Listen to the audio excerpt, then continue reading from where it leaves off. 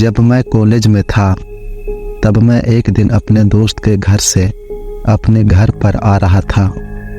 मैं एक जगह पर खड़े होकर एक पब्लिक ट्रांसपोर्ट का इंतज़ार कर रहा था, लेकिन पता नहीं क्यों उस दिन मुझे एक भी ट्रांसपोर्ट दिखाई नहीं दे रहा था। तभी मैंने एक आदमी को देखा जो काफ़ी बूढ़ा था और वह साइकिल पर बैठकर मेरी तरफ आ रहा था। उस बूढ़े आदमी ने काफ़ी पुराना सा कोट पहना हुआ था और उसकी एज शायद 70 के आसपास होगी।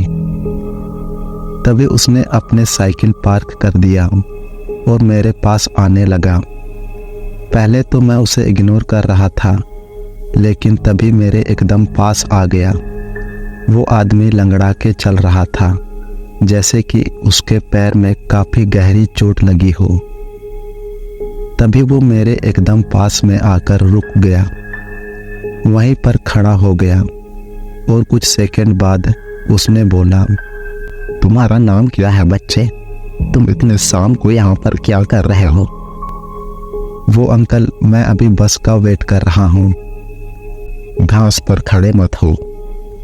घास पर खड़े होकर तुम उन कीड़ों को मार रहे हो। बच्चे, घास से हटो। मैंने देखा कि मैं उस समय फिर से घास पर खड़ा था, जबकि अभी अभी तो मैं जस्ट वहाँ से हटा था। मुझे कुछ समझ में नहीं आया। मैं जल्दी से फिर से घास से हट गया। अभी अभी मैंने जो एक्सपीरियंस किया वो डेजा वू का एक्सपीरियंस था, जो कि मैंने अपनी लाइफ में पहली बार किया था। और वह आदमी बड़ी अजीब सी बातें कर रहा था, इसलिए मैं उसको इग्नोर करके आगे की तरफ जाने लगा। और चलते चलते मैं एक दूसरे स्टॉप पर जाकर रुक गया।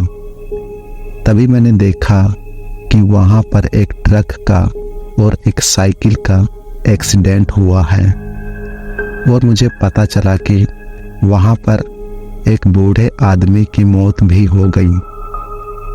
तभी मेरी नज़र उस साइकिल पर गई और तब मुझे याद आया कि वह साइकिल तो उस आदमी के पास भी थी।